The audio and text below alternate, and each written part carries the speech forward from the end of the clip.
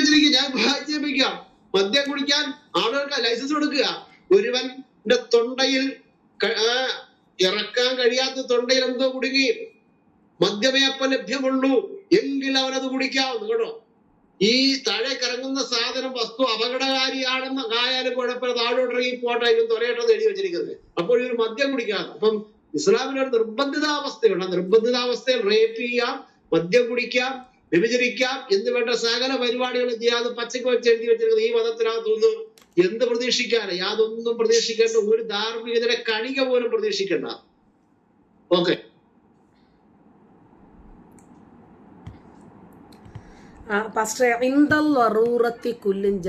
എന്നൊരു ഹദീസ് ഉണ്ട്. അതായത് നിർബന്ധിത അവസ്ഥയിൽ ഹറാമായതൊക്കെ ഹലാലാകും. അപ്പോൾ ഞങ്ങളെ ഇതിങ്ങനെ നമ്മൾ ഈ ഉസൂലുൽ ഹദീസ്, താസസുൽ ഹദീസ്, ഉലൂമുൽ ഖുർആൻ അങ്ങനെയൊക്കെ പറഞ്ഞ് നമ്മളെ വിശദീകരിച്ച് പഠിപ്പിക്കും. ഓരോ ഹദീസും ഓരോ ഖുർആൻ വചനവും ഇറങ്ങാനുള്ള സന്ദർഭം എന്താണ് എന്ന് പഠിപ്പിക്കും. അപ്പോൾ ഒരിക്കൽ ഞങ്ങളുടെ ഒരു അധ്യാപകനാണ് അബ്ദുസ്സലാം സുല്ലമി എന്ന് പറയുന്ന ഒരു അധ്യാപകൻ. അദ്ദേഹം ആദ്യമായിട്ട് ഹദീസുകളെയൊക്കെ എതിർത്ത, ഇതുപോലെയുള്ള ഈ വ്യാഖ്യാനങ്ങളെയൊക്കെ എതിർത്ത ഒരു പുരോഹിതൻ കൂടിയാണ്. ഇവരെ പോലെ ഓർത്തഡോക്സ് ഒന്നുമല്ല. അതിൽ കുറച്ചും കൂടി നല്ല ഫോർവേഡായിട്ടുള്ള ആശയങ്ങൾ മുന്നോട്ട് വെച്ചിട്ടുള്ള ആളാണ്. അദ്ദേഹമായിരുന്നു ഞങ്ങളെ തഹസ്സുൽ ഹദീസ് പഠിപ്പിച്ചിരുന്നത്. അപ്പോൾ ഇത് പഠിപ്പിക്കുമ്പോഴേക്ക് ഉസൂലുൽ ഹദീസ് ഉണ്ട്. അപ്പോൾ ഇതിൻ്റെ ആശയം പഠിപ്പിക്കുമ്പോഴേക്ക് അദ്ദേഹം പറയുകയാണ്, ഇത് ഉമ്മയെ വരെ വ്യഭിചരിക്കാൻ വേണ്ടിയിട്ടാണ് ഇതൊക്കെ പറഞ്ഞിരിക്കുന്നത്. ഇതൊന്നും നിങ്ങൾ പഠിക്കേണ്ട കാര്യമൊന്നുമില്ല കേട്ടോന്ന്. എന്നിട്ട് അദ്ദേഹം ഇസ്ലാമിൻ്റെ ധാർമ്മികതയെക്കുറിച്ച് പറഞ്ഞപ്പോൾ അദ്ദേഹം അന്ന് ഞങ്ങളോട് പറഞ്ഞതാണ്, അതൊന്നും തപ്പിപ്പെട്ടില്ല, കാര്യമൊന്നുമില്ല. അതായത് മുസ്ലിം പുരോഹിതന്മാർക്ക് ഇന്ന് വളരെ വ്യക്തമായിട്ടറിയാം ഇസ്ലാമിൽ ധാർമ്മികതയില്ല. ഇനിയും ഇസ്ലാം മുന്നോട്ട് വയ്ക്കുന്ന ധാർമ്മികതയാണെങ്കിൽ ഇപ്പറഞ്ഞ പോലെ ആധുനിക കാലഘട്ടത്തിലെ ഒരു 1ാം ക്ലാസ്സിൽ പഠിക്കുന്ന കുട്ടി പോലും അതിൻ്റെ ആ ബുദ്ധി കൊണ്ടും ആ യുക്തി കൊണ്ടും 6ാം നൂറ്റാണ്ടിന് മുമ്പ് രൂപപ്പെട്ട വിശ്വാസങ്ങളെ ഒരിക്കലും അത് അംഗീകരിക്കില്ല. കാരണം ആ കൊച്ച് കാല് തട്ടി വീഴുന്നു. അപ്പോൾ കാല് തട്ടി വീണു, അത് കാല് മുറിഞ്ഞു, നമ്മളിങ്ങനെ എന്തെങ്കിലും മരുന്നൊക്കെ ഇട്ട് കൊടുക്കുമ്പോഴത്തേക്കിന് നമ്മൾ ആ കൊച്ചിനോട് പറയാണ്, മക്കളെ ഇത് പഠിച്ചോൻ്റെ വിധിയായിരുന്നു എന്ന് പറഞ്ഞാൽ, ആഹാ ഞാൻ വീഴുമെന്ന് നേരത്തെ പഠിച്ചോൻ അറിയാമായിരുന്നോ? എന്നിട്ട് പഠിച്ചോൻ എന്നെ ഒന്ന് പിടിച്ചു പൊക്കാനോ അതല്ലെങ്കിൽ എനിക്ക് മുറിവുണ്ടാക്കി തരാതിരിക്കാനോ പഠിച്ചോന് പറ്റിയില്ല അല്ലേ? അവിടെ നിന്ന് തുടങ്ങും നീതിയെക്കുറിച്ചിട്ടുള്ള വളരെ ലളിതമായിട്ടുള്ള ഇവരുടെ വിയോജിപ്പുകൾ. അപ്പോൾ ഈ പടച്ചോന്റെ നീതി ലോകം മുഴുവനും പരിപാലിക്കുന്ന, സൃഷ്ടിച്ച, നിയന്ത്രിച്ച് മുന്നോട്ട് കൊണ്ടുപോകുന്ന ഈ പടച്ചവന്റെ നീതി എന്ന് പറയുമ്പോൾ ഇതാണ് പടച്ചോന്റെ നീതിബോധം. നിർബന്ധിതമായ സാഹചര്യത്തിൽ, അതായത് ഉദ്ധരിച്ചു നിൽക്കുന്ന സാഹചര്യത്തിൽ മാതാവ് മാത്രമേ അടുത്തുള്ളെങ്കിൽ ആ മാതാവിനോട് നിന്റെ ആ ഒരു ലൈംഗിക ആസക്തി തീർക്കാമെന്ന് പഠിപ്പിക്കുന്ന ധാർമ്മികതയുടെ കണിക പോലും ഇല്ലാത്ത ഒരു മതത്തില് ഇന്നുള്ള പ്രോഫിറ്റ് കുട്ടികൾക്ക് പോലും ചോദ്യം ചെയ്യാൻ പറ്റുന്ന ചില തുറന്ന വാതായനങ്ങളുണ്ട്. അവർക്ക് സോഷ്യൽ മീഡിയയിലൂടെ അതിന് സ്വാതന്ത്ര്യം ലഭിക്കുന്നു എന്നുള്ളതാണ്. അതുകൊണ്ടാണ് കുട്ടികൾ പലരും ഇന്ന് പ്രാർത്ഥിക്കുന്നില്ല. കാരണം എന്താ? ഞാൻ പഠിച്ചെഴുതിയാൽ ഞാൻ ജയിക്കും, ഇതിനകത്ത് അള്ളാഹുവിന് ഒരു റോളും ഇല്ല എന്നാ പറയുന്നത്. ഇപ്പോൾ MBBS സ്റ്റുഡൻസ് അവർ തന്നെ ചോദിക്കുന്നത് ഇതാ, ഇങ്ങനെയൊക്കെ പഠിക്കണം എന്ന് പഠിച്ചോന് നേരത്തെ അറിയാമായിരുന്നു? പഠിച്ചോൻ ഡോക്ടറാണോ? പഠിച്ചോൻ MBBS പഠിച്ചിട്ടുണ്ടോ? പഠിച്ചോന് ഇംഗ്ലീഷ് അറിയാമോ? പഠിച്ചോന് ശാസ്ത്രബോധമുണ്ടോ എന്ന് ചോദിക്കുന്ന മുസ്ലിം കുട്ടികൾ ബാസിലിന്റെ മുമ്പിൽ തന്നെ പ്രത്യക്ഷപ്പെടുന്നു. അപ്പോൾ നമ്മൾ ഈ അധ്യാപകരോട് നമ്മൾ നേരിട്ട് ചോദിച്ചാൽ നമുക്ക് അടി കിട്ടും. കാരണം അവർക്ക് ഉത്തരങ്ങളില്ലല്ലോ. അവരെ മുട്ടിക്കുന്ന രൂപത്തിലുള്ള ചോദ്യങ്ങളൊന്നും ചോദിക്കാൻ പാടില്ല. അപ്പോൾ എന്തിനാണ് പടച്ചോൻ മരിച്ച കുഞ്ഞുങ്ങളെ ജനിപ്പിക്കുന്നത്? എൻ്റെ ഫാമിലിയിൽ ഒരു സ്ത്രീ 3 കുഞ്ഞുങ്ങളെ പ്രസവിച്ചു. 3 കുഞ്ഞുങ്ങൾക്കും മലദ്വാരമില്ല. അപ്പൊ ആ കുഞ്ഞുങ്ങൾ അനുഭവിക്കുന്ന ഒരു പ്രയാസം, അങ്ങനെ വേദന, അന്ന് സർജറി ഒന്നും ഇല്ലാത്ത ഒരു കാലഘട്ടമാണ്. എൻ്റെ ഉമ്മച്ചി മരിച്ച കുഞ്ഞിനെ പ്രസവിച്ചിട്ടുണ്ട്. അപ്പൊ എന്തിനാണെന്ന് ചോദിച്ചാൽ ഇവര് പറയുന്നതാണ്, നിങ്ങളൊന്നും അതിനെക്കുറിച്ച് ചോദിക്കരുത്, ഇത് പടച്ചോന്റെ വിധിയാണ്. അപ്പൊ ഇന്നത്തെ കാലത്ത് ഒരിക്കലും ഒരു കാലത്തും ഉത്തരമില്ലാത്ത ഒരു കാര്യത്തെ അന്ധമായി വിശ്വസിക്കുക എന്നത് ഇന്നത്തെ 1ാം ക്ലാസ്സിലെ ഒരു കുട്ടിയുടെ സ്വാഭാവികമായിട്ടുള്ള യുക്തിക്ക് പോലും അസാധ്യമാണ്. അപ്പോൾ കുട്ടികൾക്ക് കളിക്കളത്തിൽ പോലും വ്യക്തമായിട്ടുള്ള നീതിബോധമുണ്ട്. 2 കുട്ടികൾ കളിച്ചിട്ട് വഴക്കുണ്ടായാല് ഒരാള് തെറ്റ് ചെയ്താൽ ആ തെറ്റ് ചെയ്തവനാണ് ശിക്ഷ കിട്ടേണ്ടത് എന്ന് കുട്ടിക്കറിയാം. പക്ഷെ മതപരമായിട്ടുള്ള വിധി പ്രകാരം അള്ളാഹുവിന്റെ ഖദർ എന്ന ഒരു ആശയം അവിടെ വരും. തെറ്റ് ചെയ്യുന്നവനും ഇരയും എല്ലാം അള്ളാഹുവിന്റെ മുൻ നിശ്ചയപ്രകാരം മാത്രം പ്രവർത്തിക്കുന്നവരാണ് എന്ന് പറയുമ്പോൾ അത് കുട്ടികളിലെ ലളിതമായിട്ടുള്ള നീതിബോധത്തെ പോലും അപമാനിക്കുന്നതാണ്. അവൻ എന്നെ അടിക്കാൻ അള്ളാഹു നേരത്തെ വിധിച്ചിരിക്കുന്നു, അടികൊള്ളാൻ ഞാനും വിധിക്കപ്പെട്ടിരിക്കുന്നു. അപ്പൊ അവനെ തെറ്റ് ചെയ്യാൻ അള്ളാഹു വിധിച്ചു കൊടുത്തു, എനിക്ക് അത് അനുഭവിക്കാൻ വിധിക്കപ്പെട്ടു. അപ്പൊ അങ്ങനെ പറയുമ്പോൾ ശടാ, ആ കുട്ടിയുടെ ബുദ്ധി അപ്പൊ തന്നെ പ്രവർത്തിക്കില്ലേ? ഒരു കുട്ടി പോലും മനസ്സിലാക്കുന്ന അള്ളാഹുവിന്റെ കാരുണ്യം എന്ന കാഴ്ചപ്പാട് ലോകം മുഴുവനും സൃഷ്ടിക്കുന്ന പടച്ച റബ്ബിന് ഇല്ലാതെ പോയി. രോഗം, വിശപ്പ്, അനാഥത്വം, ഭയം, ഏതെല്ലാം പരീക്ഷണങ്ങൾ അള്ളാഹു പറയുന്നെന്ന് അറിയാമോ? വലനബ്ലുവന്നകും ബിശൈഇൻ മിനൽ ഖൗഫ്, ഭയം, വൽ ജൂഅ, വിശപ്പ്, വനഖസിൻ മിനൽ അംവാൽ, ദാരിദ്ര്യം, വൽ അൻഫുസ്, മരണം. അങ്ങനെ ഒരുപാട് കാര്യങ്ങളിൽ ഞാൻ നിങ്ങളെ പരീക്ഷിക്കുമെന്ന് അള്ളാഹു പറയാണ്. ഒരു കുട്ടിയോട് അങ്ങനെ ചോദിച്ചാൽ, ഞാൻ മദ്രസയിൽ പഠിപ്പിച്ചുകൊണ്ടിരുന്ന സമയത്ത് എല്ലാത്തിനും ക്രോസ് ക്വസ്റ്റ്യൻ ചെയ്യുന്ന ഒരു കുട്ടി ഉണ്ടായിരുന്നു. അപ്പോൾ ആ കുട്ടി പ്രവാചകൻ ഒരു മൃദുവായ റൊട്ടി കഷ്ണം പോലും കഴിച്ചിട്ടില്ല എന്ന് പറഞ്ഞപ്പോൾ ആ കുട്ടി ചോദിക്കാടാ, പടച്ചോൻ നബി അത് ചെയ്തിട്ടില്ല എന്ന് പറഞ്ഞാൽ ഞങ്ങൾക്ക് ബിരിയാണി ഇല്ലാതിരിക്കാൻ പറ്റുമോ? ആ കുട്ടിയുടെ ചോദ്യമാണ്.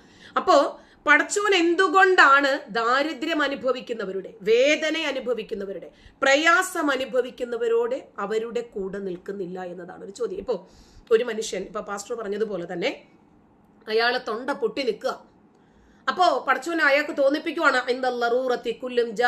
നിർബന്ധിതമായ സാഹചര്യത്തിൽ എല്ലാം നിനക്ക് ഉപയോഗപ്രദമാണ്, എല്ലാം നിനക്ക് ഹലാലാണ്, ആ സമയത്തു മദ്യമാണ് കിട്ടുന്നതെങ്കിൽ അത് നിനക്ക് കുടിക്കാമെന്ന് പറയുമ്പോൾ അള്ളാഹുവിന്റെ നീതിബോധത്തിന് എന്താ ഒരു സ്ഥായിയായ ഭാവമൊന്നുമില്ലേ? സാഹചര്യങ്ങൾക്കനുസരിച്ചിട്ട് അങ്ങോട്ടും ഇങ്ങോട്ടും ആടിക്കളിക്കുക. അപ്പോ സർവശക്തനായ ഒരാൾക്ക് അയാളുടെ വേദന മാറ്റാൻ കഴിയണം. സ്വന്തം അമ്മയെ വ്യഭിചരിക്കുന്ന മകനെ തടയാൻ കഴിയണം. ആ അമ്മ ഒരു തെറ്റും ചെയ്തിട്ടല്ല. അപ്പൊ ആ അമ്മ എന്ന ഇരയോടൊപ്പം നിൽക്കാൻ കഴിയാതെ അതല്ലെങ്കിൽ ഇവനിൽ നിന്നും ആ ഭോഗിക്കണം, അതല്ലെങ്കിൽ അമ്മയെ വ്യഭിചരിക്കണം എന്ന ചിന്താഗതിയിൽ നിന്നും ഇവനെ തടയാൻ ഒരു പടച്ചവന് കഴിയുന്നില്ലെങ്കിൽ അത് പരീക്ഷണം എന്ന് പറഞ്ഞിട്ട് എന്താ കാര്യം? അപ്പോ ഇന്നത്തെ കാലത്ത് 1-ാം ക്ലാസ്സിൽ പഠിക്കുന്ന ഒരു കുട്ടിക്ക് പോലും ഉണ്ടാകുന്ന നീതിബോധം, അവന് പോലും മനസ്സിലാകുന്ന ഒരു ധാർമ്മികത ഇസ്ലാമിനില്ല, പടച്ചോനില്ല, പടച്ചോനെ കുറിച്ച് പരിചയപ്പെടുത്തുന്ന മതപണ്ഡിതന്മാർക്ക് ഇല്ലാതെ പോകുന്നു. എല്ലാം അള്ളാഹുവിന്റെ വിധിയാണ് എന്ന് പറഞ്ഞ് എല്ലാ രൂപത്തിലുള്ള ക്രൂരതകളെയും ബലാത്കാരത്തെയും കൊലപാതകങ്ങളെയും പട്ടിണികളെയും ഇതിനെയൊക്കെ ന്യായീകരിക്കുമ്പോൾ ഇതൊന്നും ശരിയല്ല എന്ന് പറയാൻ, വിശ്വസിക്കാൻ, ചിന്തിക്കാൻ കുഞ്ഞുങ്ങൾക്ക് പോലും സാധിക്കുന്നു. അവരുടെ യുക്തിക്ക് മുമ്പിൽ പോലും പിടിച്ചു നിൽക്കാൻ ഈ ലോക സൃഷ്ടാവ് എന്ന് പറയുന്ന പിഴച്ചോന് സാധിക്കുന്നില്ല. അതാണ് പടച്ചവന്റെ നീതി.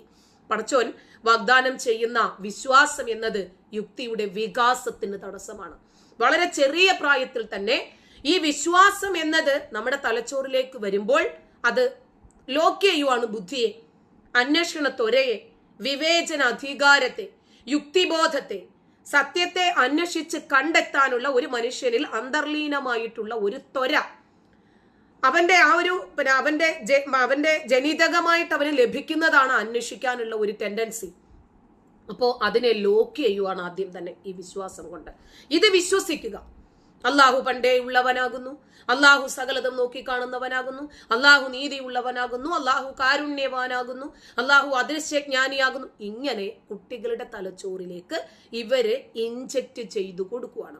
അപ്പൊ കുട്ടികളിലെ ചില കൗതുകങ്ങള്, അപ്പോ ആ കൗതുകങ്ങള് അവരിൽ ഉണ്ടാകാവുന്ന ചില ജിജ്ഞാസ ഉണ്ടല്ലോ, അതിനെയൊക്കെ ഭയപ്പെടുത്തുവാണ് ഇവര്.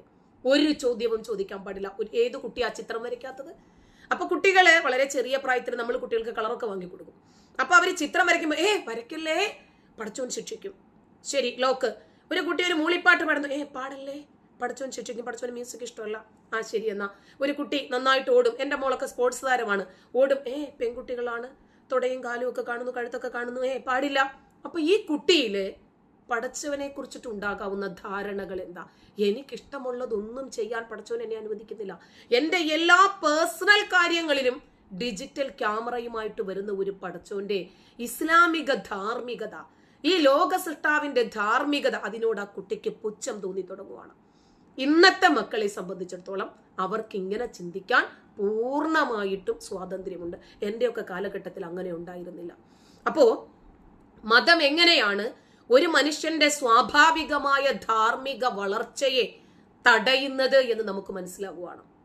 അതുകൊണ്ട് കൂടുതൽ വിശകലനം ചെയ്യുകയും കൂടുതൽ പഠിക്കുകയും കൂടുതൽ ചോദ്യങ്ങൾ ചെയ്യാൻ കുട്ടികളിലും ഒരു ടെൻഡൻസി ഉണ്ടാക്കാൻ ഇതൊക്കെ സഹായകമാകുന്നു. ഇന്ന് മക്കളോട് പറയാൻ പറ്റില്ല, മക്കളെ അങ്ങനെയൊന്നും ചിന്തിക്കാൻ പറ്റില്ല, അങ്ങനെയൊന്നും ചിന്തിക്കാൻ പാടില്ലാത്തതാണ്, പടച്ചോൻ ഇങ്ങനെ പറഞ്ഞു, ഇത് വിശ്വസിച്ചോ, ഇതെന്ത് ഏർപ്പാടാ, അതെങ്ങനെയാ ശരിയാകുക? നമുക്ക് ചോദ്യങ്ങൾ ചോദിക്കണ്ടേ, നമ്മുടെ ചോദ്യത്തിന് ഉത്തരം കിട്ടണ്ടേ? അതുകൊണ്ടാണ് MM അക്ബറിനോട് നേർക്ക് നേരെ നിന്നൊരു പെൺകുട്ടി ചോദിക്കുന്നത്, 6 വയസ്സുള്ള കുഞ്ഞിനെ 53ാമത്തെ വയസ്സിൽ വിവാഹം കഴിച്ച പ്രവാചകനിൽ ഈ ജനാധിപത്യ രാജ്യത്ത് ജീവിക്കുന്ന ഡിഗ്രി വിദ്യാർത്ഥിയായിട്ടുള്ള തസ്നീം എന്ന എനിക്ക് ഫോളോ ചെയ്യാൻ ഇതിനകത്ത് എന്തു മാതൃകയാണുള്ളത് എന്നാണ് ആ പെൺകുട്ടിയുടെ ചോദ്യം. അപ്പോഴേക്ക് ഉടനെ അടുത്ത ഉസ്താദ് വന്നിട്ട് പറയാണ്, ഇത്തരം ചോദ്യങ്ങളൊന്നും അനാവശ്യമാണ്, ഇത്തരം ചോദ്യങ്ങൾ ചോദിക്കാൻ പാടില്ല, ഇത്തരം ചോദ്യങ്ങൾ നമ്മൾ അനുവദിക്കുന്നതല്ല.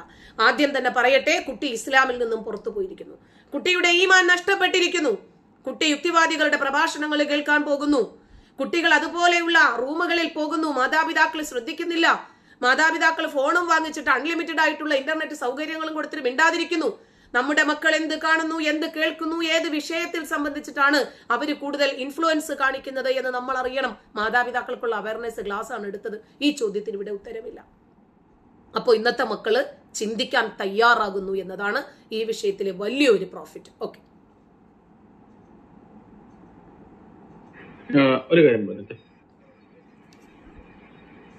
ഇപ്പൊ ഇവിടെ അള്ളാഹുവിന്റെ ഇതൊരു കാര്യം പറഞ്ഞല്ലോ, ഈ ചാറ്റ് ബോക്സിൽ എനിക്ക് ബാക്ക് ചാനലിൽ മെസ്സേജ് അയച്ചു, ഇതെല്ലാം യേശുവിന്റെ മേലേക്ക് വരുന്നില്ല എന്നൊക്കെ ചോദിച്ചു. യേശു ആരുടെ മേലും ഈ അള്ളാഹു ചെയ്യുന്ന പണി ചെയ്യുന്നില്ല. ഇപ്പൊ ഇവിടെ റേപ്പിന്റെ ഉദാഹരണം പറഞ്ഞല്ലേ, ഇപ്പൊ ഒരു കാര്യമുണ്ട്, അള്ളാഹു നേരത്തെ തീരുമാനിച്ചു വെച്ചിരിക്കുകയാണ് അവള് ഇന്ന രീതിയിൽ റേപ്പ് ചെയ്തേ മരിക്കാവുള്ളൂ. ഇന്ന് നേരത്തെ തീരുമാനിച്ചു വെച്ചിരിക്കുന്ന കാര്യത്തെ പറയുമ്പോൾ ഇത് മറ്റുള്ളവരുടെ മണ്ടത്തേക്ക് ഇത് കയറുന്നതാണ്. ഞങ്ങൾക്ക് അങ്ങനെ വിശ്വാസം പോലും ഇല്ല. ദൈവം എല്ലാവരും കൊടുത്ത അല്ലെങ്കിൽ കീ കൊടുത്ത പാവയെ പോലെയാണ് താഴോട്ട് വിടുന്നത് എന്നുള്ള വിശ്വാസം ഞങ്ങൾക്കല്ല, അത് നിങ്ങൾക്കാ ഉള്ളത്.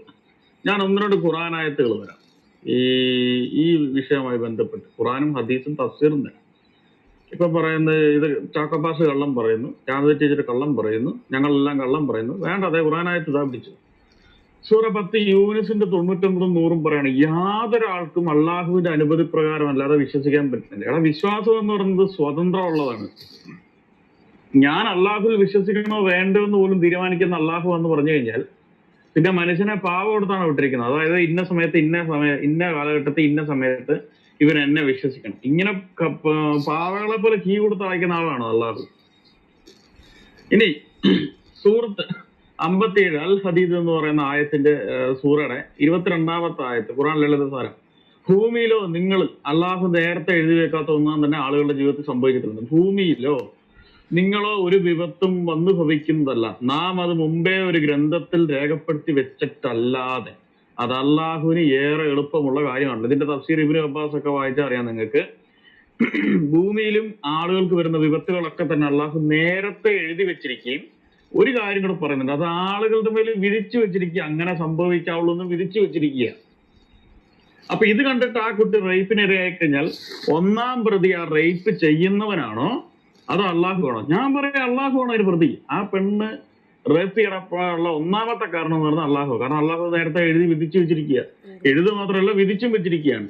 ഇതേ കാര്യം സുഹീഹ് മുസ്ലിം വിധി വിശ്വാസം എന്ന് പറയുന്ന സുഹീഹ് മുസ്ലിം ബുക്ക് നമ്പർ 57 ഹദീസ് നമ്പർ 1841 പേജ് നമ്പർ 613 IPHന്റെ ഒബ്ലിക്കേഷൻ. അള്ളാഹു ആകാശഭൂമികൾ സൃഷ്ടിക്കുന്നതിന് 50,000 വർഷം മുമ്പ് തന്നെ സൃഷ്ടിജാലങ്ങളുടെ വിധി അവൻ രേഖപ്പെടുത്തിയിരിക്കുന്നു എന്ന് സുഹീഹ് മുസ്ലിമിൽ പറയാണ് ഈ ആയത്തിന്റെ വ്യാഖ്യാനമായിട്ട്.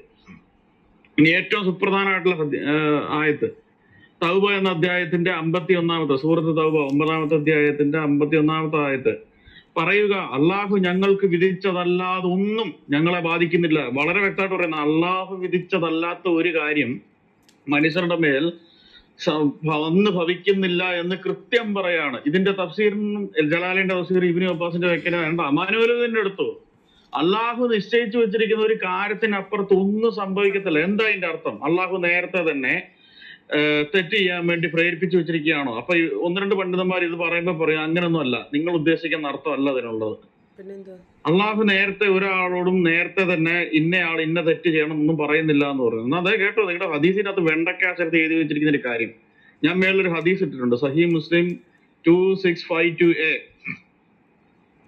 സഹീഹ് മുസ്ലിം 2652A. ഇത് IPHന്റെ ബുക്കാണ് നിങ്ങളുടെ ഇരിക്കുന്നെങ്കിൽ സഹീഹ് മുസ്ലിം ബുക്ക് നമ്പർ 57 വിധി വിശ്വാസം എന്ന് പറയുന്ന അധ്യായം, അതിലെ ഹദീസ് നമ്പർ 1842, പേജ് നമ്പർ 613 614 ഒരു പ്രസക്ത ഭാഗമുണ്ട്. മൂസ നബി ആദം നബിയും തമ്മിൽ ഉണ്ടാകുന്ന ഒരു സംവാദമാണ് ഇവിടെ. ഈ വിഷയത്തിൽ മൂസ നബിയുടെ അറിവ് വെച്ച് ആദത്തിനെ പരാജയപ്പെടുത്താൻ ശ്രമിക്കുന്നു. പക്ഷെ ഈ ഹദീസില് വിജയിക്കുന്നത് ആദം നബിയാണ് ആ ഡിബേറ്റില്. കേട്ടോ, മൂസ ആദത്തോട് നിങ്ങൾ മൂലം, ഈ ഹദീസ് ഞാൻ മേളിൽ ഇട്ടിട്ടുണ്ട്, അത് നിങ്ങൾക്ക് വായിച്ചു നോക്കിയാൽ മതി. മൂസ ആദവുമായിട്ടുള്ള തർക്കമാണ് ഇവിടെ. There was an argument between Abu Hurairah നിവേദനമാണ്, Allah's messenger where peace be upon him as saying, Abu Hurairah അള്ളാഹുവിന്റെ ദൂതൻ പ്രകാരം പറഞ്ഞതായിട്ട് പറയുന്നു. There was an argument between Adam and Moses. ആദവും മൂസയും തമ്മിൽ ഒരു വാദപ്രതിവാദം ഉണ്ടായി. മോസസ് said to Adam, മോശ ആദത്തോട് പറയണം, you are our father, you did us harm and caused to get out paradise. നിങ്ങൾ ഞങ്ങളുടെ പിതാവാണ്, നിങ്ങൾ മൂലം, നിങ്ങൾ ചെയ്ത തെറ്റ് മൂലം ഞങ്ങൾക്ക് പാരഡൈസ്, സ്വർഗം നഷ്ടപ്പെട്ടു. അതിന് ആദം കൊടുക്കുന്ന മറുപടിയാണ് ശ്രദ്ധിച്ചു കേൾക്കേണ്ടത്. Adam said to him, you are Moses, നീ മൂസ നബിയാണ്. Allah selected you for direct conservation with you. അള്ളാഹു നിന്നെ ഡയറക്റ്റ് കോൺവെർസേഷൻ വഴി, വാക്കാൽ വഴി നിന്നെ സെലക്ട് ചെയ്തതാണ്. Wrote with his own hand the book Torah for U.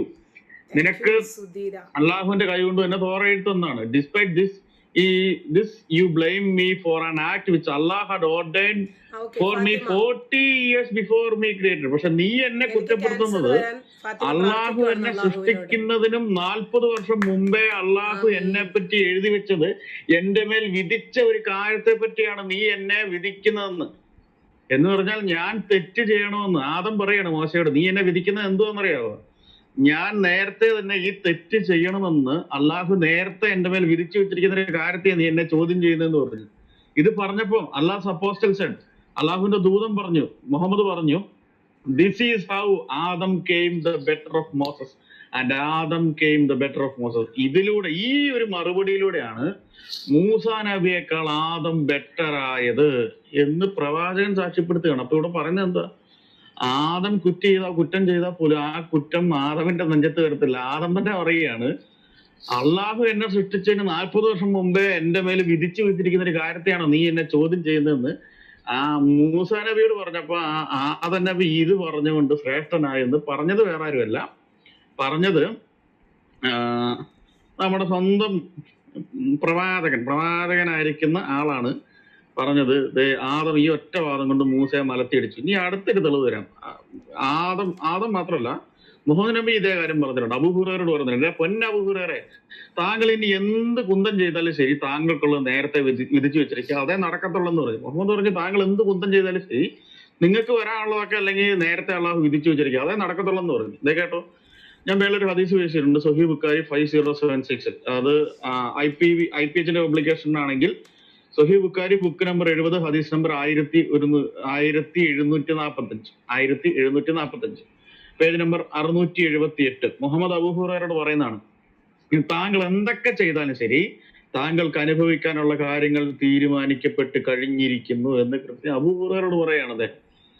താങ്കൾ എന്തൊക്കെ ചെയ്താലും ശരി താങ്കൾക്ക് വരാൻ പോകുന്ന കാര്യങ്ങൾ നേരത്തെ തീരുമാനപ്പെട്ട് വെച്ചിരിക്കുകയാണ് എന്ന് കൃത്യം മുഹമ്മദാണ് പറയുന്നത്.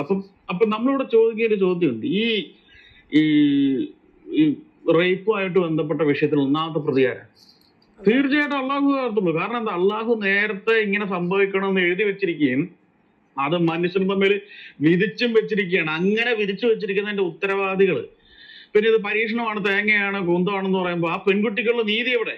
ആ പെൺകുട്ടിക്ക് കിട്ടേണ്ട നീതി എവിടെ? ആ പെൺകുട്ടി ആരെ ചോദ്യം ചെയ്യണം? ഇപ്പൊ ആ പെൺകുട്ടി വന്നിട്ട് ആ പുള്ളിയോട് ചോദിക്കുകയാണ്, ഇപ്പൊ സ്വർഗത്തിൽ വെച്ച് അവർ കണ്ടുമുട്ടിയെന്ന് വിചാരിക്കും. മൂസ നബിയോട് ചോദിക്കുന്ന അതേ ചോദ്യം ഈ പെൺകുട്ടി, ഇരയായ പെൺകുട്ടി ആ പുള്ളിയോട് ചോദിക്കുകയാണ്, അതെ നീ എന്നെ റേപ്പ് ചെയ്തുകൊണ്ടാണ് എനിക്ക് ഭൂമിയിലുള്ള അവസരം നഷ്ടപ്പെട്ടു വന്നു. അപ്പൊ ആ പുള്ളി തിരിച്ചിങ്ങനെയാണ് മറുപടി പറയുന്നത്, അള്ളാഹു നേരത്തെ ഞാൻ ഇങ്ങനെ ചെയ്യണമെന്ന് തീരുമാനിച്ചു വെച്ചിരിക്കുകയാണെങ്കിൽ പിന്നെ നിനക്ക് എങ്ങനെ കുറ്റപ്പെടുത്താൻ പറ്റുമെന്ന് ആ പുള്ളി പറഞ്ഞ എന്ത് ചെയ്യും? ഒന്നും പറയാനില്ല. വേണ്ടി വന്ന മുഹമ്മദ് അത് കേട്ടിട്ട് പുള്ളിയെ അഭിനന്ദിച്ചിട്ട് പറയും, വെൽഡൺ മോനെ, നീ ഈ ഒറ്റ വാദം കൊണ്ട് നീയാണ് ഒന്നാമത്തെ, ഈ പെൺകുട്ടിയൊക്കെ ഒന്നാമതിനായെന്ന് പറഞ്ഞ് മുഹമ്മദ് അഭിനന്ദിച്ചു വിടും. കാരണം അതേ കാര്യത്തിലാണ് മോശയുടെ ആദത്തിന്റെയും കാര്യത്തിലുണ്ടായത്. മോശ പറഞ്ഞു, നിങ്ങൾ ഒറ്റരുത്തം കാരണമാണ് സ്വർഗത്തിൽ നിന്ന് ഞങ്ങൾക്ക് അവസരം നഷ്ടപ്പെട്ടതെന്ന് പറഞ്ഞപ്പോ ആദം പറയാണ്, അത് നീ എന്നെ കുറ്റപ്പെടുത്തേണ്ട കാര്യമല്ല. അള്ളാഹു നേരത്തെ തന്നെ എന്റെ പേര് വിധിച്ചു വെച്ചിരിക്കുന്ന കാര്യം. അതും പറഞ്ഞാണോ നീ എന്നെ കുറ്റപ്പെടുത്തുന്നതെന്ന് ചോദിച്ചപ്പോ ആ ഒറ്റ വാദം കൊണ്ട് ആദം മോശയേക്കാൾ ബെറ്റർ ആയി എന്ന് മുഹമ്മദ് പറയുമ്പോ ഇപ്പൊ ഇരയായ പെൺകുട്ടിയുടെ മേൽ ഒരുത്തം പീഡനം നടത്തിയാൽ ആ പുള്ളി ഇങ്ങനെ പറഞ്ഞു കഴിഞ്ഞാൽ നിങ്ങൾക്ക് എങ്ങനെ അതിൽ നിന്ന് ഊരിപ്പോരാൻ പറ്റും? ഇനി അത് കൂടാതെ ഇഷ്ടംപടി ആയത്ത്, ഖുറാനിൽ ഇഷ്ടംപടി ആയത്ത് ഇതിനകത്ത് പറയണത്. ഉദാഹരണം സൂറ 16:93 അള്ളാഹു താൻ ഉദ്ദേശിക്കുന്നവരെ ദുർമാർഗത്തിലാക്കുന്നു, താൻ ഉദ്ദേശിക്കുന്നവരെ നേർമാർഗത്തിലാക്കുന്നു. അള്ളാഹു തീരുമാനിക്കുകയാണ് ഓരോരുത്തരും ഇന്ന ആളെ ദുർമാർഗത്തിലാക്കുന്നു, താൻ ഉദ്ദേശിക്കുന്നത് നേർവഴിയിലാക്കുന്നു. ഇത് കൃത്യം പറയല്ലേ. ഇതിനെ വിധിക്കുന്ന ഒരു ഹദീസുണ്ട്. ഈ ആയത്തിന്റെ വിശദീകരണമായിട്ട് ഹദീസുണ്ട്. സുനാൻ അബൂദാവൂദ് 4614. അള്ളാഹു നരകത്തിലേക്ക് പോകാൻ വിധിക്കപ്പെട്ട ഒരാളെ അല്ലാതെ, ശ്രദ്ധിച്ചേക്കണം ഈ പോയിന്റ്, ഈ പിശാജ് വഴി തെറ്റിക്കുന്നത് പോലും പിശാജിന്റെ ഇഷ്ടം കൊണ്ടല്ല. ശ്രദ്ധിച്ചേക്കണം, പിശാജിന്റെ ഇഷ്ടം കൊണ്ടല്ല പിശാജ് വഴി തെറ്റിക്കുന്നത്. അള്ളാഹു നേരത്തെ തന്നെ നരകത്തിലേക്ക് പോകാൻ വിധിക്കപ്പെട്ട ഒരാളെ അല്ലാതെ പിശാചുക്കൾ അവരുടെ പ്രലോഭനത്തിൽ ആരെയും വഴി തെറ്റിക്കുന്നില്ല എന്ന് സുനാൻ അബൂദാവൂദ് 4614. ഞാൻ ഇവിടെ മേളിൽ പേസ്റ്റ് ചെയ്യാം. ആ ഹദീസിന്റെ അകത്ത് അങ്ങനെ തന്നെ എഴുതി വെച്ചിരിക്കുന്നത്. അപ്പൊ ഇതൊക്കെ പറയുമ്പോൾ ഇവര് പറയുന്നൊരു വാദം, ഇതൊക്കെ പരീക്ഷണമാണ്, തേങ്ങാക്കൊലയാണ്, മാങ്ങാത്തിരിയാണെന്ന് പറയുമ്പം ഈ സാധനങ്ങൾ നിങ്ങൾ കൈവച്ചോന്നേ, ഈ സാധനം കൊണ്ട് നമ്മുടെ അടുത്തോട്ട് വരണമെന്നേ പറയത്തുള്ളൂ. ഇമാതിരി ഊളവിശ്വാസം വിശ്വസിച്ചിട്ട് പറയാണ് ഞങ്ങൾക്ക് ഇസ്ലാമിൽ എന്തോ ശ്രേഷ്ഠതയുണ്ട്, കുന്തമാണ്, കൊടച്ചക്രമാണ്, ഇസ്ലാമിലെ മാന്യതയാണ്. നിരവധി ഹദീസ് അള്ളാഹു താൻ ഉദ്ദേശിക്കുന്നവരെ വഴിപിഴപ്പിക്കുന്നു, താൻ ഉദ്ദേശിക്കുന്നവരെ അള്ളാഹു വഴിപിഴപ്പിക്കുന്നു. സൂറ 35:8, സൂറ 74 അൽ മുദാദിർ എന്ന് പറയുന്ന സൂറയുടെ 31-ാമത്തെ ആയത്ത്, അറാദ് 13-ാമത്തെ സൂറ 27, അന്നിസ 4-ാമത്തെ സൂറ 88 119 ആയത്ത്, വീണ്ടും 4:88 പറയുന്നത് അള്ളാഹു പിഴപ്പിച്ചവരെ നിങ്ങൾ നേർവഴിയിലാക്കാൻ ഉദ്ദേശിക്കുകയാണോ? അള്ളാഹു ഒരുവനെ പിഴപ്പിച്ചാൽ പിന്നെ അവൻ ഒരു വഴി നീ കണ്ടെത്തുന്നതല്ല. 18:57 സത്യനിഷേധികളുടെ ഹൃദയത്തെ കാര്യം ഗ്രഹിക്കാത്ത വിധം അള്ളാഹു മൂടിക്കളഞ്ഞിരിക്കുകയാണ് എന്നൊക്കെ കൃത്യ ആയത്ത് കിടക്കുകയാണ്. അപ്പൊ പിന്നെ ഞാൻ ഈ അടുപ്പ് കൂട്ടിച്ചേർച്ചപ്പെട്ട ആളുകള് പറയുന്ന കാര്യം കൂടെ ഞാൻ നിങ്ങളെ കേൾപ്പിച്ചു തരാം. അതും കൂടെ നിങ്ങളൊന്ന് കേക്ക്. ഈ എന്തൊക്കെ വിട്ടിത്തരാണ് ഈ പറയുന്നത്.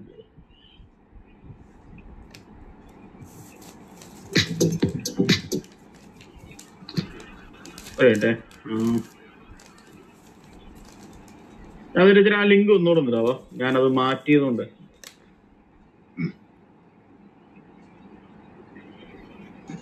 ഭരത് ഭായി അല്ലേ യുക്തിവാദിയായത്? ഒരു വിശ്വാസിയായിട്ടാ ഞാൻ മനസ്സിലാക്കിയിരുന്നത്. ഞാനൊരു യുക്തിവാദിയല്ല, ഞാൻ വിശ്വാസി. ചോദ്യങ്ങളൊക്കെ സാധാരണ യുക്തിവാദികളെ ചോദിക്കില്ലേ നിങ്ങൾ? എനിക്ക് മനസ്സിലാവില്ല. ഞങ്ങൾക്ക് ഇങ്ങനത്തെ പൊട്ട വിശ്വാസം ഒന്നുമില്ല. പറഞ്ഞ പൊട്ട വിശ്വാസമാണല്ലോ താങ്കൾ പറഞ്ഞു. എന്ത് വിശ്വാസം? ഞാൻ അള്ളാഹുവിന്റെ കാര്യം പറഞ്ഞത്. മെഹബൂബ് ബറോസ് ബ്രദറെ, ഒരു മിനിറ്റ്. അങ്ങനെയാണ് മെഹബൂബ് ഒരു സ്ഥലത്ത് വന്നിട്ട് മെഹബൂബിന് മാത്രം ചോദിക്കാനുള്ള ചോദ്യങ്ങൾ എഴുതി പ്രിന്റ് എടുത്തോണ്ടാണോ പോകുന്നത്? അല്ലല്ലോ. അല്ല, ബറോസ് ഭായി പറഞ്ഞ രൂപത്തിലാണ്. അപ്പൊ പിന്നെ ഓരോരുത്തരും തിരഞ്ഞെടുത്ത വഴിക്ക് അവർക്ക് പ്രത്യേകം ചോദ്യങ്ങൾ വേണമെന്ന് പറയുന്നത് അത് എന്ത് ലോജിക്കിന്റെ അടിസ്ഥാനത്തിലാണ് മെഹബൂബ്? അല്ല സമൽ ഭായി, അതായത് ബറോസ് ഭായി ഇവിടെ കൃത്യമായിട്ട് ബൈബിൾ ആയിട്ടുള്ളതാ, വിശ്വാസികൾക്കുള്ളതല്ലേ. ആ വിശ്വാസികളോടാണ് യേശു പ്രാർത്ഥിക്കാൻ വേണ്ടി പറയുന്നത്. നമ്മുടെ വിഷയം ഇപ്പൊ യേശുവിന്റെ പ്രാർത്ഥന അല്ലെന്ന്. ഈ വിഷയത്തിൽ നിന്ന് മാറി സംസാരിക്കും, വിഷയത്തിൽ നിന്ന് മാറി സംസാരിക്കാൻ ചർച്ച.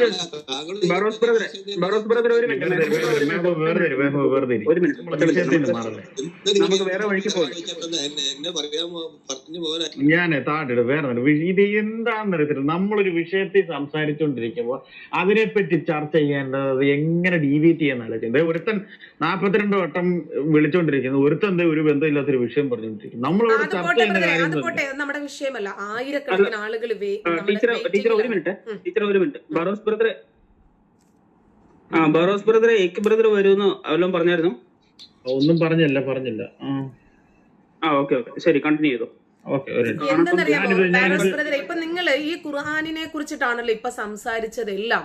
ഒരു കാര്യം നമ്മുടെ ഈ അടുപ്പ് കൂട്ടി ചർച്ചക്കാർക്ക് അറിയാം. ഇവർ പബ്ലിക് ഒപ്പീനിയനിൽ ഇരിക്കുമ്പോൾ ഇവരുടെ മുമ്പിൽ ഇരിക്കുന്നതൊക്കെ മദ്രസ പ്രോഡക്റ്റുകളാണ്. ഇവര് പറയുന്നത് വിശ്വസിക്കും, ഇവര് പറയുന്നത് വിഴുങ്ങും.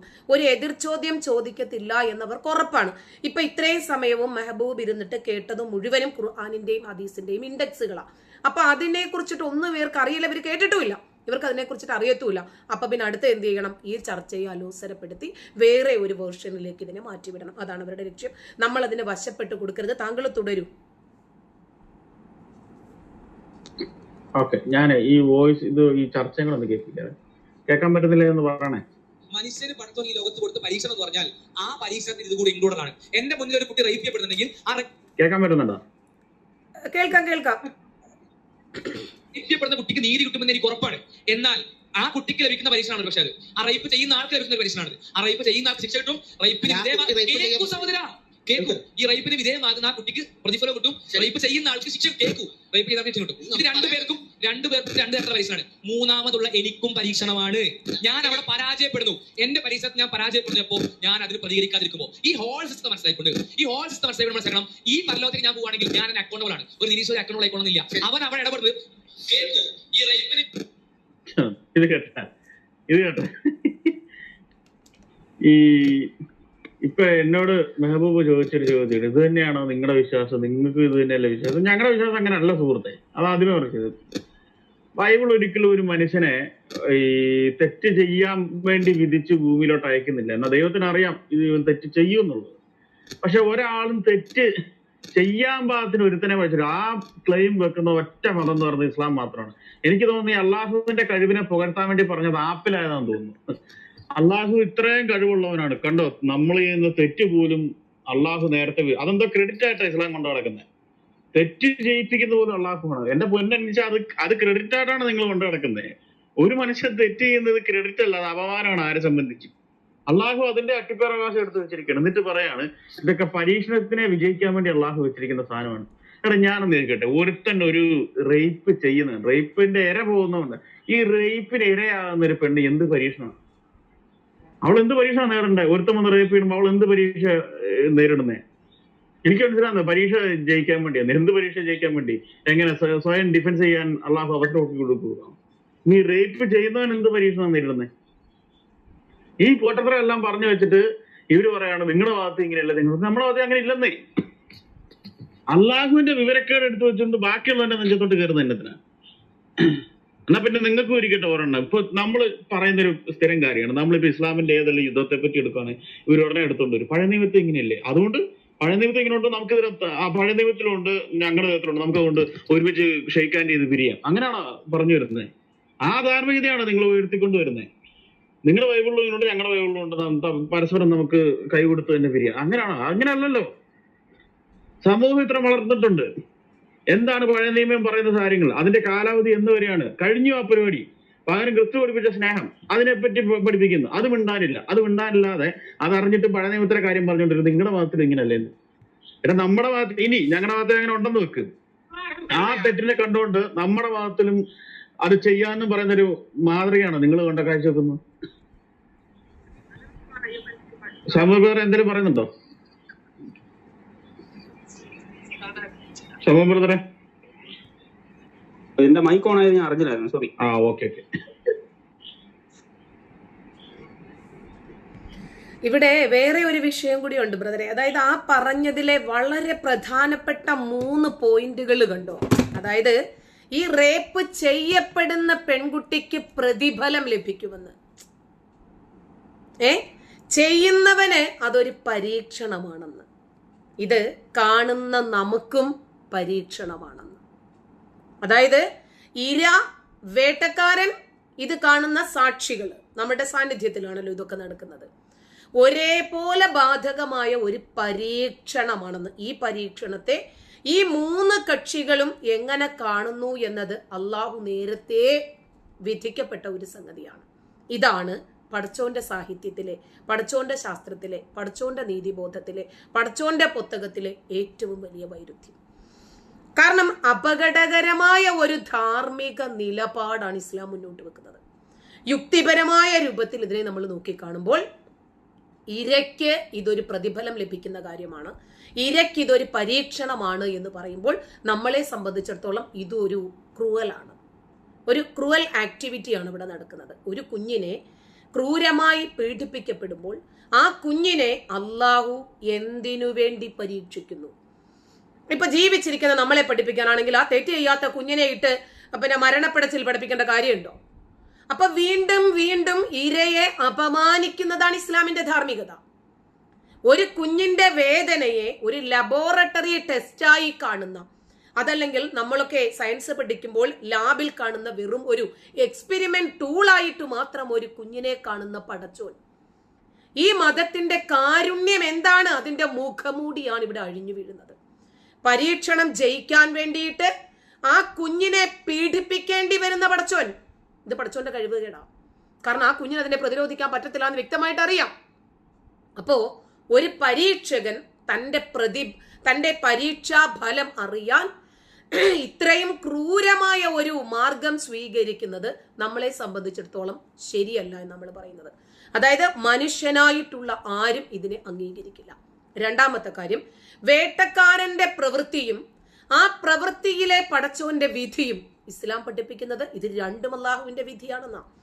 അതായത് ഒരു മനുഷ്യന്റെ ജീവിതത്തിൽ സംഭവിക്കുന്ന ഹൈറും ഷറും കുല്ലും മിൻ ഇൻദി റബ്ബി, ഇതെല്ലാം അല്ലാഹുവിന്റെ പക്കൽ നിന്നുള്ളതാണെന്നാ. അപ്പൊ കുറ്റവാളി ചെയ്യുന്നത് മുൻകൂട്ടി നിശ്ചയിച്ചതിനനുസരിച്ചിട്ടാണെങ്കിൽ, ഇപ്പോ വേറോസ് ബ്രദർ ഒരുപാട് ഹദീസുകളിലൂടെ പറഞ്ഞു, അത് തന്നെയാണ് എനിക്കും പറയാനുള്ളത്. അപ്പോ അള്ളാഹു നേരത്തെ തന്നെ തീരുമാനിച്ചുറപ്പിച്ച ഒരു സംഗതി ഒരാൾ ചെയ്യുമ്പോൾ ഇതിന്റെ കുറ്റകൃത്യം ആരിൽ ചെന്നാണ് നിൽക്കേണ്ടത്? അത് അള്ളാഹുവിൽ ചെന്നാണ് നിൽക്കേണ്ടത്. ഇവിടത്തെ കുറ്റവാളി അള്ളാഹുവാണ്. ആ അള്ളാഹുവിനെ ആര് ശിക്ഷിക്കും എന്നതൊരു ചോദ്യമാണ്. അപ്പൊ അയാളുടെ സ്വന്തം ഇഷ്ടപ്രകാരം ചെയ്യുന്നതല്ല. എന്നിട്ട് പിന്നീട് അയാളെ നരകത്തിലിട്ട് ശിക്ഷിക്കുക, അയാളെ പരീക്ഷിക്കുക, പഠിപ്പിക്കുക എന്നതൊക്കെ പറഞ്ഞാൽ ഒരു കുറ്റവാളിയെ കുറ്റം ചെയ്യാൻ പ്രേരിപ്പിച്ചിട്ട് ആ കുറ്റം കൃത്യമായി ചെയ്ത് അള്ളാഹു ഉദ്ദേശിക്കുന്ന രൂപത്തിൽ ആ കുഞ്ഞു കൊല്ലപ്പെടുന്നത് വരെ അതിനെ ബലാത്കാരം ചെയ്യുന്ന രൂപത്തിൽ ആ പ്രോസസ്സ് ഭംഗിയായി ഫുൾഫിൽ ചെയ്തിട്ട് അയാളെ ശിക്ഷിക്കുന്നതിൽ എന്തോ ഇവർ ഈ കാണുന്ന ധാർമ്മികത? ഒരു റോബോട്ടിനെ കൊണ്ട് തെറ്റ് ചെയ്യിപ്പിച്ചിട്ട് അതിനെ ശിക്ഷിക്കുന്നത് പോലെ.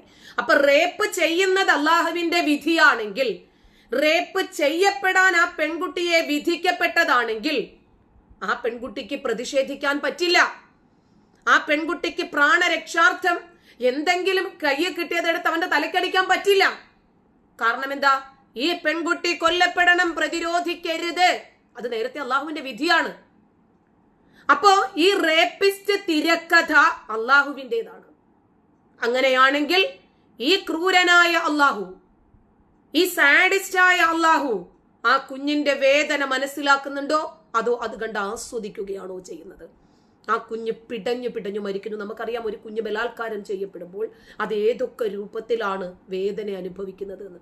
അതിന് പ്രതിരോധിക്കാൻ കഴിയുന്നില്ല. അത് മരണം മുമ്പിൽ കാണും. ഇത് എന്താണ് നടക്കുന്നത് എന്ന് പോലും പൈതൽ അറിയുന്നില്ല. അപ്പൊ എല്ലാവരും പരീക്ഷണത്തിലാണ് എന്ന് ഇസ്ലാം പഠിപ്പിക്കുമ്പോൾ, അതായത് നമ്മൾ സാക്ഷികള്, വേട്ടക്കാരൻ, റേപ്പിന് ഇരയായ പെൺകുട്ടി, അപ്പൊ സമൂഹം ചെയ്യേണ്ടുന്ന കടമകളിൽ നിന്നും ഒഴിഞ്ഞു മാറാനല്ലേ ഇത്തരം ഒരു വിശ്വാസം ഉപകരിക്കത്തുള്ളൂ? കുറ്റകൃത്യം തടയേണ്ടത് സമൂഹത്തിന്റെ ഉത്തരവാദിത്വമാണ്. അപ്പൊ അള്ളാഹു പറഞ്ഞു വിട്ടിട്ട് റേപ്പ് ചെയ്യുന്നവനെ മനുഷ്യനുണ്ടാക്കിയ നിയമമാണ് ശിക്ഷിക്കുന്നത്. അപ്പൊ അള്ളാഹുവിന് പറ്റുന്നില്ല, അള്ളാഹുവിന്റെ നീതിബോധത്തിൽ അവനുള്ള ശിക്ഷയില്ല. അപ്പോ ഇസ്ലാം അതിനെ പരീക്ഷണം എന്ന് പറയുമ്പോൾ, അതൊക്കെ ഒരു സമയത്ത് സംഭവിക്കുന്ന വിധിയാണ് എന്ന് പറയുമ്പോൾ, യഥാർത്ഥത്തിൽ കുറ്റവാളിക്ക് പോലും തിരിച്ച് ചിന്തിക്കാൻ സമയം കിട്ടുന്നില്ല, സൗകര്യം കിട്ടുന്നില്ല. അത് പടച്ചോൻ അങ്ങനെയൊക്കെ സംഭവിപ്പിച്ചു. ആ സമയത്ത് എനിക്ക് അങ്ങനെ തോന്നി. ആ ജാഹിലിയ കാലഘട്ടത്തിൽ ഇബ്ലീസ് വന്ന് തോന്നിപ്പിച്ചു. ഒരിക്കലും ഞാൻ ചെയ്ത തെമ്മാടിത്തരമാണ് എന്ന് അവന് ചിന്തിക്കാൻ ഇടം കൊടുക്കുന്നില്ല. അപ്പോ യഥാർത്ഥത്തില് നീതി നടപ്പാക്കുന്നതിനെ അള്ളാഹു മന്ദീഭവിപ്പിക്കുകയാണ് ഇവിടെ ചെയ്യുന്നത്. അള്ളാഹു ആ നീതിക്ക് ലോക്കിടുവാണ്. കാരണം അവൻ അത് ചെയ്തേ തീരൂ. ആ പെൺകുട്ടി കൊല്ലപ്പെട്ടേ തീരൂ. അതിനിടയ്ക്ക് അത് ബലാത്കാരം ചെയ്യപ്പെടുകയും വേണം. ഇതൊക്കെയാണ് പടച്ചവന്റെ വിധിയെങ്കിൽ ഒരു കുറ്റകൃത്യത്തെ ഇവരെ ഏത് രൂപത്തിലുള്ള ഒരു സ്ക്രിപ്റ്റഡ് ആയിട്ടാണ് ഈ കാണുന്നത്? പടച്ചോനാണ് വിധി എഴുതിയേക്കുന്നതെന്ന് ഖുർആൻ പറയുന്നതല്ലേ. അപ്പോൾ ഇത് കുറ്റവാളിയായിട്ടുള്ള വ്യക്തിക്ക് സമൂഹത്തില് പരോക്ഷമായി ലഭിക്കുന്ന ഒരു സംരക്ഷണമാണ് എന്നാണ് ഞാൻ വാദിക്കുന്നത്. കാരണം അത് പടച്ചോൻ പറഞ്ഞതുകൊണ്ട്, പടച്ചോന്റെ വിധി കൊണ്ട് അങ്ങനെ സംഭവിച്ചു പോയി. ഇനിയിപ്പോ എന്ത് ചെയ്യാൻ പറ്റും? ആ പെൺകുട്ടി കൊല്ലപ്പെട്ടില്ലേ? 15 വയസ്സുകാരനായ അനസ് കൊല്ലപ്പെട്ട് കഴിഞ്ഞില്ലേ? അപ്പോൾ ഇനി ജീവിച്ചിരിക്കുന്ന ഇരയായിട്ടുള്ള റഹീമിനല്ലേ നീതി വേണ്ടത് എന്ന് പറയുമ്പോൾ റഹീം ശിക്ഷിക്കപ്പെടേണ്ടവനാണ്. റഹീമിനെ കൊണ്ട് അങ്ങനെ പടച്ചോനാണ് ചെയ്യിപ്പിച്ചതെങ്കിൽ പടപ്പുകൾ റഹീമിനുള്ള ശിക്ഷ ഇവിടെ വിധിക്കും. അപ്പൊ ഇരയ്ക്ക് സ്വർഗം കൊടുത്താൽ ഈ കുട്ടി അനുഭവിച്ച വേദന ഇല്ലാതാകുമോ? പീഡനം അല്ലാതായി മാറുമോ? ഇനി റേപ്പ് ചെയ്തവന് നരകം കൊടുത്തു എന്നിരിക്കട്ടെ, ഈ കുഞ്ഞനുഭവിച്ച വേദനയ്ക്ക് ആര് സമാധാനം പറയും? ഈ കുഞ്ഞിന്റെ നഷ്ടപ്പെട്ട ബാല്യം, ഈ കുഞ്ഞിനെ നഷ്ടപ്പെട്ട മാതാപിതാക്കളും സഹോദരങ്ങളും ബന്ധുക്കളും ഇതനുഭവിച്ച മാനസിക വേദന, ഒരു നിമിഷം കൊണ്ട് ആ കുഞ്ഞു വർഷങ്ങളുടെ നീണ്ട വേദനയാണ് ആ കുഞ്ഞ് അനുഭവിക്കുന്നത്. നിസ്സഹായയായി ആ കുഞ്ഞ് ഒരു തുള്ളി വെള്ളം പോലും കിട്ടാതെ ശരീരം മുഴുവനും വരിഞ്ഞു മുറുക്കുന്ന വേദന അനുഭവിച്ച് ആ കുഞ്ഞ് അന്ത്യശ്വാസം വലിക്കുമ്പോൾ അതിനുള്ള നീതി എവിടെയാണ് ഇനി കിട്ടുന്നത്? എന്തു കൊടുത്താലാണ് അത് അനുഭവിച്ച വേദനയ്ക്ക് പകരമാകുന്നത്? അപ്പൊ അർത്ഥശൂന്യമായിട്ടുള്ള ഇവരുടെ ഇത്തരം ഇസ്ലാമിക വാദങ്ങൾ ഇന്ന് ഈ ആധുനിക യുഗത്തിൽ ചെലവാകത്തില്ല. കാരണം ഇത്തരം കണക്കുകൂട്ടലുകള് വേദനിക്കുന്നവനും അതുപോലെ പീഡിപ്പിക്കപ്പെടുന്നവനും പരീക്ഷണമാണ് എന്ന് പറയുമ്പോൾ അത് പീഡിപ്പിക്കുന്നവന്റെയും പരീക്ഷണമാണ്, കണ്ടു നിൽക്കുന്നവന്റെയും പരീക്ഷണമാണ് എന്ന് പറയുമ്പോൾ ഇത് പടച്ചോന്റെ ഒരു ഗെയിമാണ് എന്നുകൂടി ഇവർ പറയണം. ഓക്കെ.